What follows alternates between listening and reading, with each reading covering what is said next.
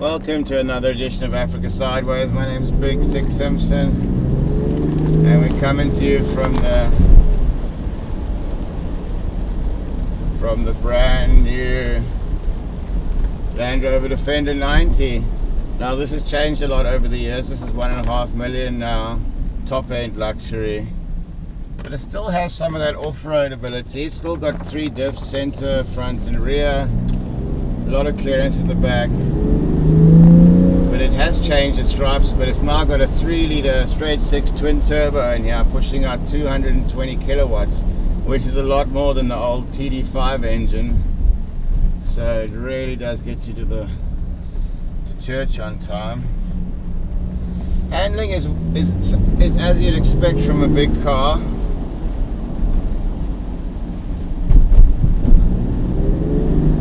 But the performance is really where this comes into its own. And they've got the Goodyear Wranglers on here, which is a good tire. Nothing wrong with that. Brakes are really, really good on this car. So this has changed a bit over the years. This is now a 3-litre twin turbo V6 as opposed to the 2.5-litre TDI engine. And it has changed a lot. That really, the old Defender hadn't changed in sort of 40 years. Had a cult following, but obviously Land Rover made a decision to target the upper end, the executive market, and also with safety standards in Europe, changing, a big piece of steel is not necessarily what people are after. And I see a lot of these on the road. They're very popular, and this for good reason. This engine has got a lot of poke. It's a lot of fun. A lot of fun to drive. But with this power and this high car, the handling sometimes, you don't want to be going too fast because you can have yourself a bit of a problem. But very comfortable to drive.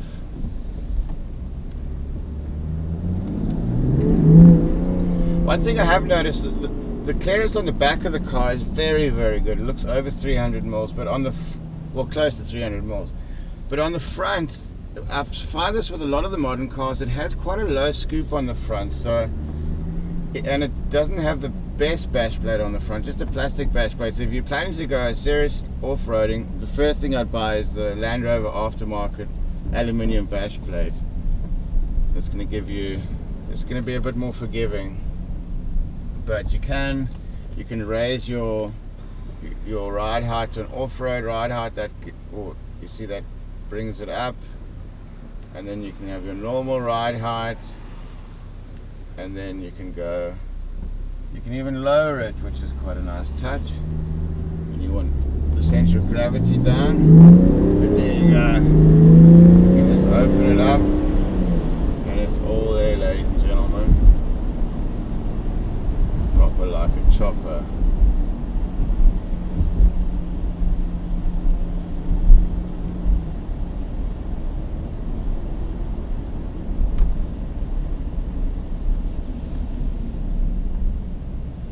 So what's this up against? In quite a tight luxury SUV market, which is what this is now.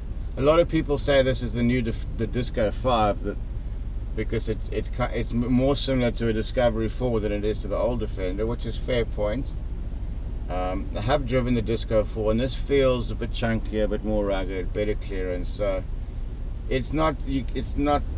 There are some similarities, but there are some differences. The interior here is very, very well laid out. It's got a strong sound system. Love the gear lever here. Loads of storage space. It's got a fridge over there. More compartments here. Grab handle. It's also got a fancy watch that if you put the watch on, it can act as a second key, which I thought was quite swanky. And you can see here's one of this is the Range Rover. Is that the new? That's the Evoque, which has always been a bit on the soft side. Evoke some emotions. But driving around the city, it really is a pleasant place to be. The new Defender 90. We went for Goodyear Wrangler tires on here, which is a good, honest all-terrain tire. So that'll give you good range off-road. I must admit that I had a slow puncture on the off-road track, and I've got Goodyear Wranglers on my car, and I've only had one puncture in 90,000 k. So they've definitely put the right tire on here, for my mind.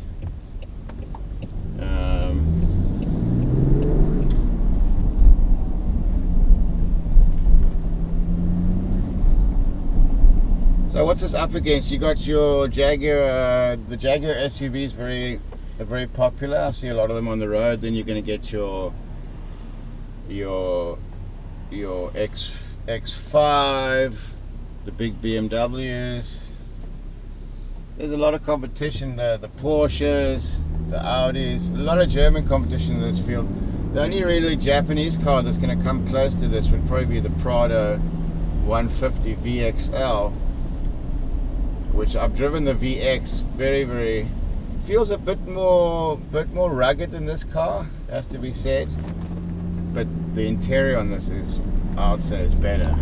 It's nicely laid out, and this engine is just next level. Plenty of power on the hour.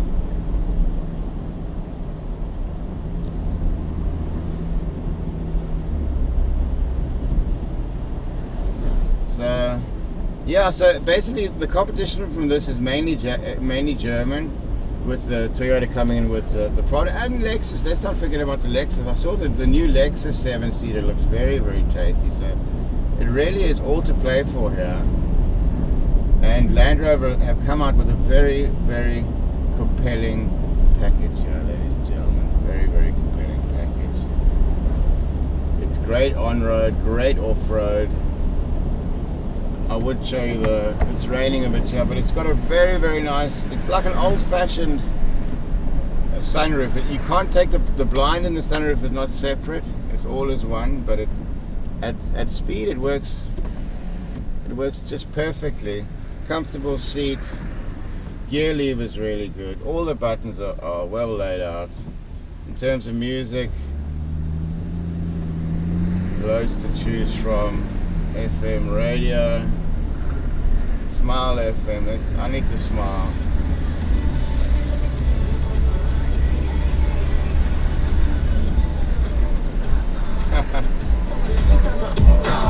And even if I wanted to, I can't stop.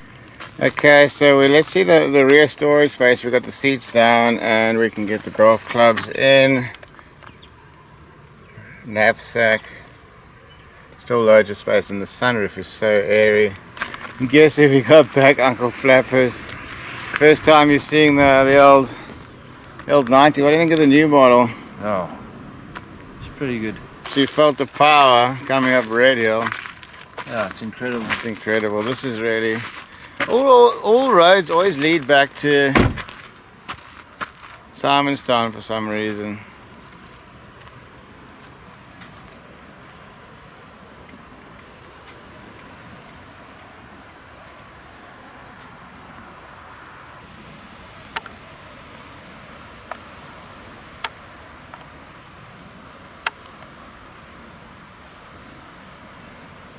Kayak is having a jaw.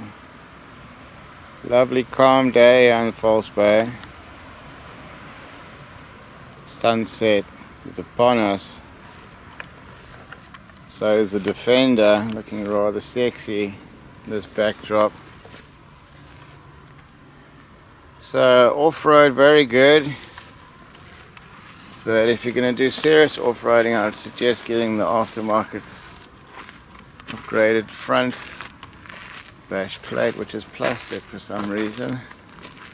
Other than that, I think 3 diff locks, front, rear and center. Decent tires here with the Goodyear Wranglers. It is different to the 110, no doubt, but some of those roots are still in the car. I've tried this kind of step thing here, but it kind of feels a bit plasticky.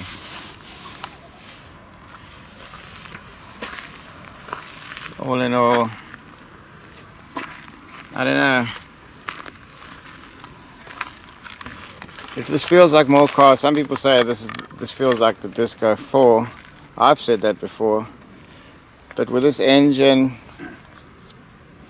you know, a little bit of extra clearance, it feels different. Very high. The thing I noticed about this car is it makes cars that you normally look big, like a Fortuner. If you're driving a small car, it looks big, but in this, the Fortuner looks small, which is quite interesting. And let's get on to the things I don't like. They got these boxes at the back, which really does stunt the amount of sunlight that gets into the cabin, and it's quite black in here, so it's not the most light-filled cabin, so to speak. If I had one of these, I definitely would just go for a clear window at the back and not have that, because you can only really put magazines and stuff there. So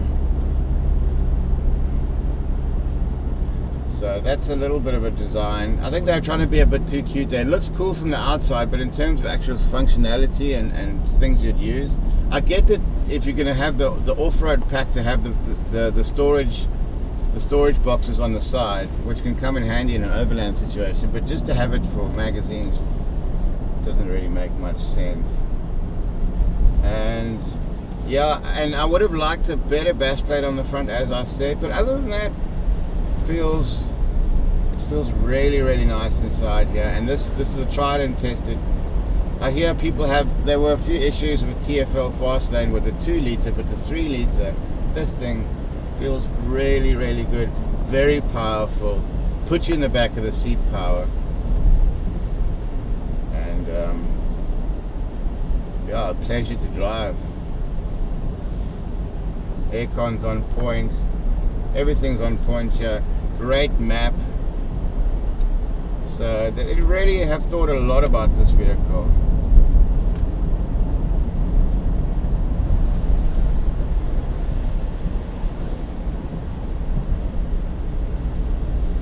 So this is coming in, this is the top of the range model, coming in at 1.5 million. They started just over R1 million.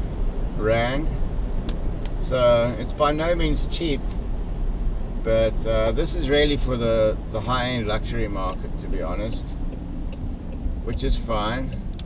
We go through a little puddle here. Now we're on the little off-road track. Let's see if Defender's still got some off-road now. So you see, there we go. No problem whatsoever. Loads of ground clearance. Air suspension, so you get a comfortable ride. No problem whatsoever.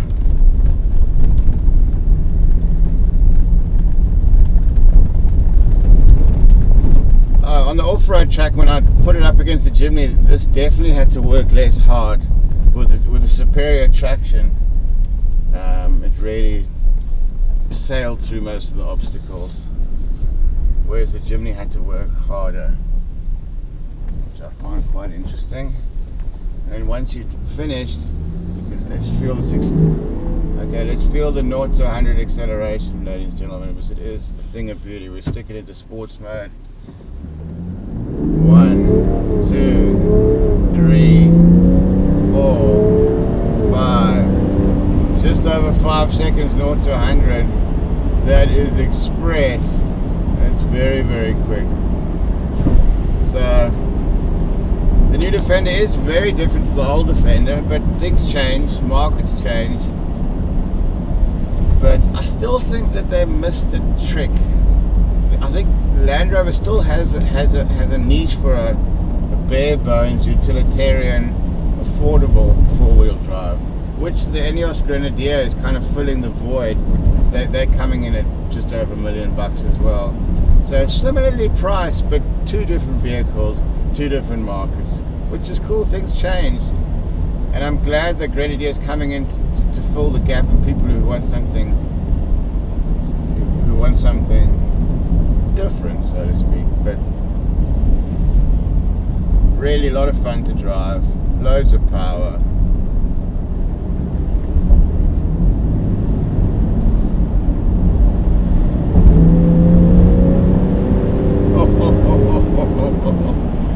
There you go, ladies and gentlemen. So if you want to see the full off-road test of this vehicle, look out for my 90 versus Jimny review. And keep it stum. Monday I'm going to be going with Super Mario. He's getting his Fortuna tricked up. Thanks to Terrain Tamer for helping out with some parts. Marinas. We're going to go down to G-Tech 4x4. He's getting a 2-inch Terrain Tamer lift. And then he's going to get some Maxxis razors put on there. And bash plates, side skirting, 79 litre fuel tank, auxiliary fuel tank. So it's really going to be interesting to see what the Fortuna looks like after all of that. So keep it stum, keep it peeled. Thanks to Jaguar Land Rover for hooking Big Six up with a vehicle. And we'll catch you next time on Africa Sideways.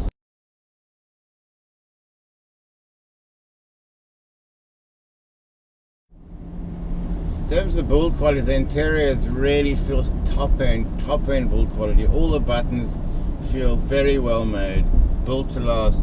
I will say that the outside of the car, there's some cheaper. I don't know if they're going for a lightweight plastic, but there's some of the little touches. I think they could have used a more high density plastic. But a lot of the time these days, there's Euro end cap, crumple zones and stuff. So that's, I think, why some of the companies are going away from some of the more thickly set exteriors. I'd say the best part of this car is the engine, the 3 litre diesel straight 6 twin turbo. I mean, and then the suspension over the speed humps. You see, that's over the speed hump at just under 60, and it's just so planted. They've really done well with the suspension.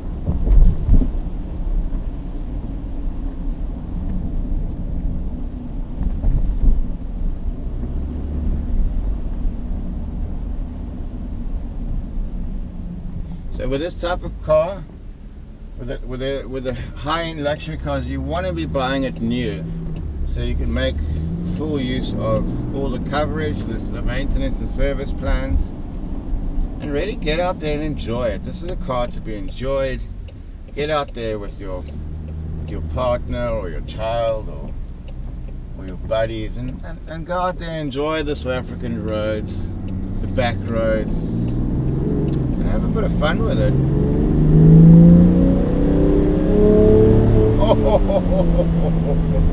This is my new favorite engine, ladies and gentlemen. It's like the Amarok. It's like a twin turbo version of the Amarok engine, and the Amarok engine was my old favorite engine. But this is really good, and it's a straight six, so you could say it's more reliable as well. The straight sixes are normally a bit more reliable than the V6s. So they've really got that part right. They've got a lot of things right in this car.